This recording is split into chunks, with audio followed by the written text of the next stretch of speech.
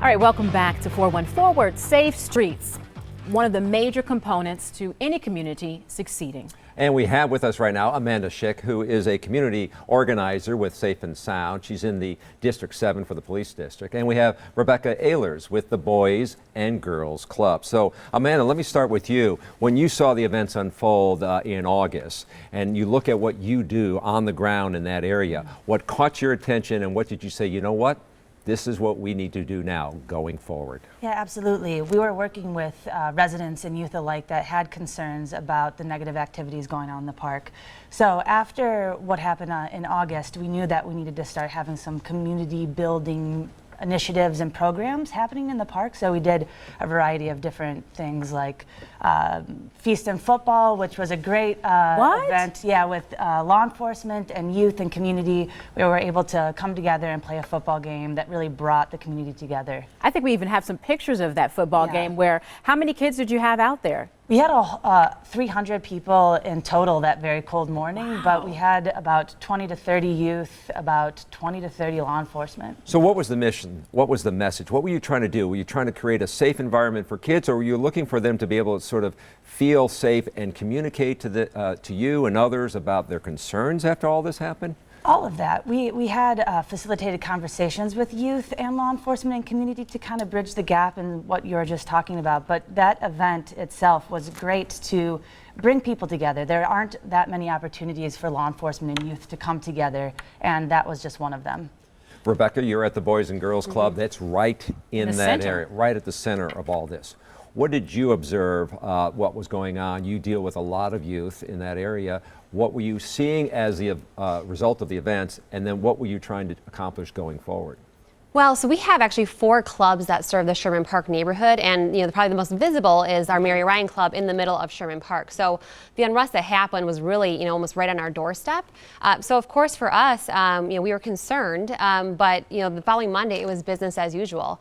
That was during our summer program where we're open all day long for our kids who need a place to go when school's out. So for us, it's really making sure that we're continuing to give our kids safety, access to nutritious meals, role models, and programs that really are going to impact their life and shape their futures. But did you see that there may be a need to reach out to a group that wasn't always coming through your doors, or a group maybe that, Amanda, you guys had not addressed because they are a little bit older? A lot of the kids who were out in the streets that night were older. They were not your 12-year-olds and your 15-year-olds. Some of them were 16, 17, and 18, and many of them needed jobs. So did anything change in programming? Like, how do we address this group that is not coming through our doors, or not coming to some of the programming we already have in place?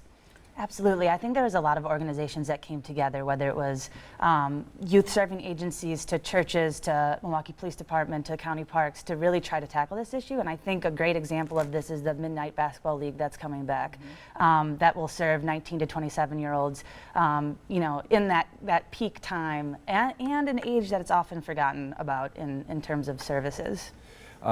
You had mentioned about trying to stay normal. Was it easy to do that? Did the kids really just, were they talking to you about what was going on? And I also want to bring up the county has offered another $55,000 a year for you for the next 3 years for the Boys and Girls Club to do what?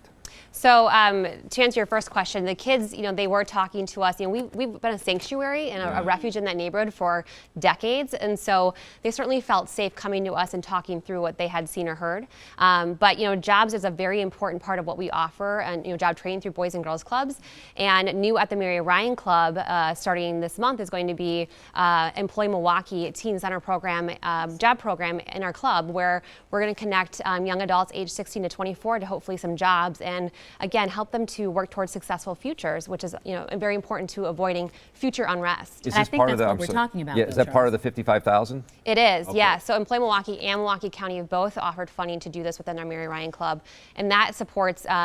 It's a new feature for that particular club, but we do have jobs programs throughout our footprint in our 44 locations. But before we end this segment, I do want to know, because you guys were so instrumental in what happened then and where we are now, what else do you need to help go forward to continue to see a positive change in that neighborhood? I mean, I think absolutely having people making those relationships and connecting, I think those relationships are what make neighborhoods safe, and people coming and activating the space in Sherman Park and on blocks and participating in block clubs and participating in cleanups and all of that stuff that really brings community together. And Rebecca, you're also in a fundraising, have a goal right now to do more? Yes, so actually one of the things that we are working toward is a brand new teen center within our Mary Ryan Club that could perhaps have a music studio and computer labs and better spaces for teens to really attract more of them in the door. So we've got some great funders on board, Lowe's, Northwestern Mutual, Boys and Girls Club of America, all coming together, and we just need a little bit more help to make sure that we can finish that this year and have a space for teens to come in and get some guidance as well as a fun place to be that's not out in the neighborhood. Amanda and Rebecca, thank you very much for joining us today. Thank you. All right, well, coming up on 4-1 Forward, they are miles apart, but they found a way to come together. How barbers and Brave administrators are raising money for a community center in Sherman Park.